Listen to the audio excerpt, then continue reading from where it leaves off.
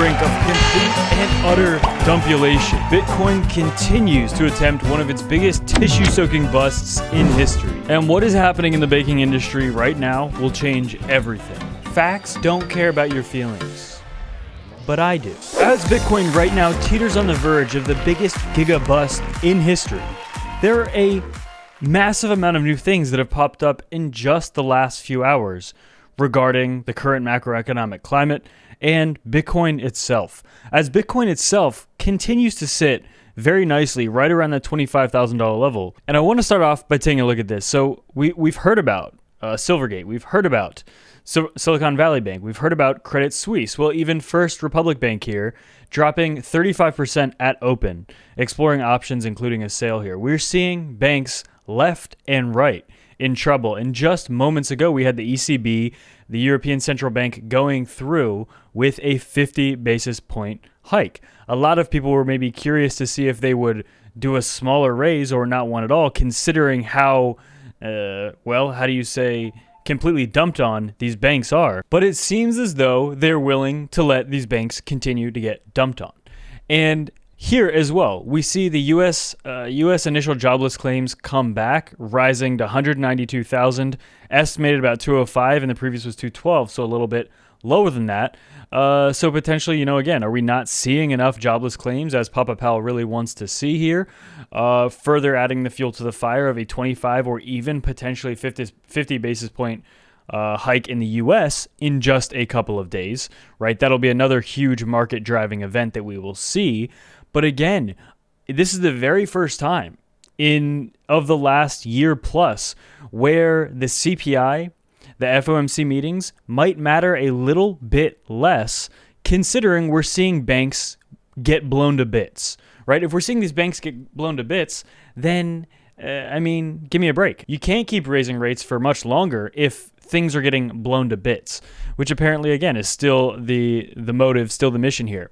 And we are witnessing, according to Holger Shapitz on Twitter, the reemergence of a 2008, the MOVE Index, which tracks implied volatility in the U.S. Treasury yields.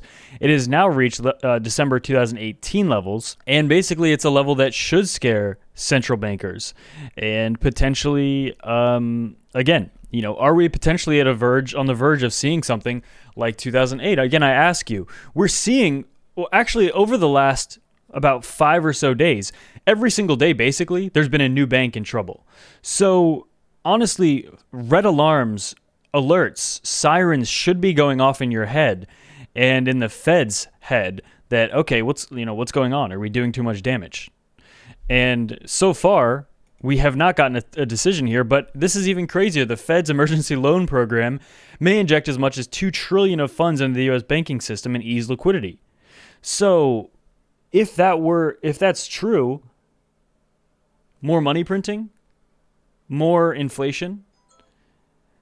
Again, it seems as though the debt spiral has already begun, and things don't really make a ton of sense here, right? If somebody could explain what's going on here, this doesn't really make much sense. And again, this is further evidence here. The Fed is not done, and we continue to look for another 25 basis point hike, according to Markets and Mayhem's quote here, and a final hike potentially in May, according to JP Morgan analysts. And inflation, again, may be too hot to avoid higher rates, meaning they might have to keep raising these rates because the market is still a little too hot. But again, as I just explained, we know what happens if we keep doing that. Banks will continue to implode. Other things as well, but I think the most newsworthy, clickbaity, and most attractive headline is banks, because again, nobody a week ago, nobody thought banks would be blowing to pieces here. And in one simple chart, I like this a lot, the federal funds effective rate. You can see why in one chart everything is going to, excuse my language, banana town. Okay, look at this. Percent change from a year ago in terms of percent. Look at this chart. It's basically like we've never seen before, right? So if this happening with the Fed raising rates faster than ever in history and banks getting blown to bits left and right day after day isn't insane and alarming and system breaking, then I don't know what is. again, some people are reserved to the fact that no, we're not even close to a 2008. I mean, okay, maybe this could get much worse than 2008. Because all we did back then anyway was kick the can down the road. It's not like 2008 just solved anything. Currently, I am trading this. I'm up roughly about 12,000 USD on these trades here.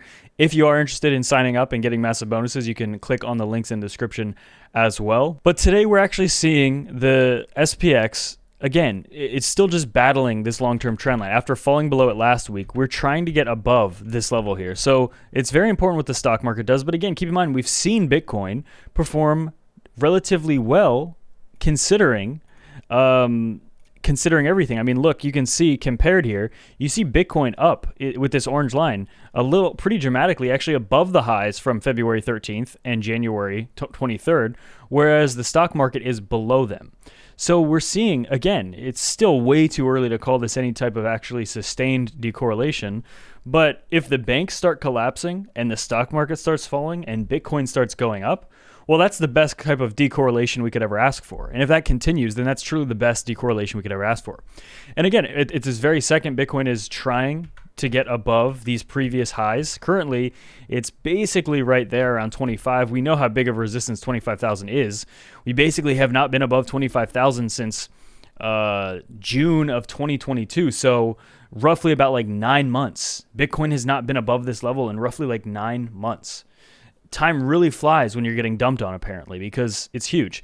And, are we potentially forming some sort of inverse head and shoulders? We see there's a clear support, and then honestly, so far, very nice bounce at this level of support, right at about 20K here. So again, there's a lot of fuel for this to keep going higher. Again, bump and run pattern with Bitcoin, very likely as well. This is on a very long-term chart, going back, it's literally the entire bear market thus far, so it can end up being a very powerful move up to, again, potentially even touching on the tippy bottom of the $50,000 level if this would complete. So that's very big as well. And also the DXY. The DXY completely, again, just stalling out right about 104, 105 does not show a lot of strength there. Again, if I were a betting man on the DXY, I would not feel very confident that that's going to be going up for a sustained period for any time soon. I feel like the DXY's massive power move is in the past. We saw it happen. We saw that for the entire year of 2022. And now, again, the stock market, the SPX, continues to try to flip. We're actually a few days away even from a MACD bullish cross here, which would be nice if we could do that. We're trying to break above the 200-day moving average here. Stock market. But again, things could get really interesting because the stock market might not matter as much if Bitcoin decorrelates. And that's much more exciting prospect. And right now, Bitcoin itself is trying to get above the 200 weekly moving average and breaking 25, a little above that, around 25,200 or 300. Again, and I mean, look how beautiful. We've been tracking this falling wedge for forever, for months. I believe we started about in September of 2022. And look where we are. We could very quickly, over the next few weeks, bust into something like this and be above 40,000. And people would say, whoa, what just happened? And I think a lot of people would be shocked by that. But considering how big this macro pattern is and how we've met so many of the requirements, basically the last thing we have to do here is just have a complete bust off. We've even already had the back test.